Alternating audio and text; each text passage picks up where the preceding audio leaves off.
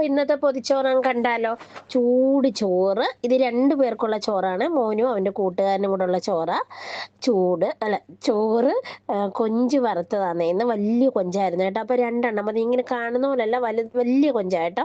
പിന്നെ നല്ല സൂപ്പർ കിഴങ്ങ് മെഴുക്ക് പുരട്ടി. ഈ ചോറും കിഴങ്ങ് പുരട്ടിയും ചമ്മന്തി, കിഴങ്ങ് മെഴുക്ക് പുരട്ടിയും ചമ്മന്തിയൊക്കെ ഉണ്ട്. പിന്നെ വേറെ ഒന്നും വേണ്ടല്ലോ.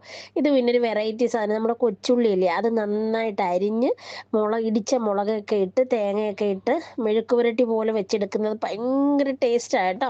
അത് എല്ലാവരും എത്ര പേർക്ക് അത് അങ്ങനെ, ഞാൻ അങ്ങനെ അപൂർവമായിട്ടേ ആൾക്കാർ ചെയ്യുന്ന കണ്ടുള്ളൂ. സൂപ്പറാ അത് കേട്ടോ. അപ്പൊ അവർക്കുള്ള മോന്റെ ചോറ് കെട്ടി മാറ്റി വെച്ച് അവന് മീൻകറി ഉണ്ട്. ഞാൻ പൊതിക്കകത്ത് വെച്ചില്ലെന്നേ ഉള്ളൂ. ഇത് ഇന്ന് പിന്നെ വേറൊരു ചേട്ടന് ഓരോ ദിവസം ഓരോരുത്തരും കൊടുക്കുമെന്ന് ഞാൻ പറഞ്ഞില്ലേ. അപ്പം ഒത്തിരി പേരെന്നോട് പൊതിച്ചോറ് ചോദിക്കുന്നുണ്ട്. പക്ഷെ എനിക്ക് എല്ലാവർക്കും കൊടുത്താൽ കൂടെ തരാനുള്ള സമയവും ഇല്ല. ഞാൻ പറഞ്ഞില്ലേ, എനിക്കതിനുള്ള വഴിയില്ല. അപ്പൊ ചേട്ടന് ഉണക്കമീൻ വറുത്തത് വേണം. അപ്പൊ ഉണക്കമീൻ വറുത്തത് അതിന്റെ കൂട്ടത്തിൽ തന്നെ പച്ചമുളകില്ലേ, ആ വറക്കുന്ന എണ്ണയിലിട്ട് പച്ചമുളകും കൂടെ കീറി ഒന്ന് വറക്കുമ്പോൾ ഉണ്ടല്ലോ ഭയങ്കര ടേസ്റ്റ് ആയിട്ടോ.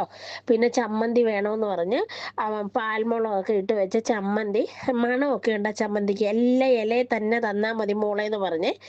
അപ്പൊ എനിക്ക് സത്യം പറഞ്ഞാൽ ഈ ചോദിക്കുന്നവർക്കെല്ലാം കൊടുക്കണമെന്ന് ആഗ്രഹമുണ്ട്. പക്ഷെ എനിക്ക് ഒരാൾക്കൊക്കെ കൊടുക്കാനുള്ള ഒരു ഇതേ ഉള്ളൂ. എനിക്ക് എന്നെ കൊണ്ടാവുന്നത് പോലും ഞാൻ ചെയ്യുന്നുണ്ട്. അപ്പൊ എല്ലാവരും ഒന്ന് ലൈക്ക് ചെയ്ത് സബ്സ്ക്രൈബും കൂടെ ചെയ്യണേ.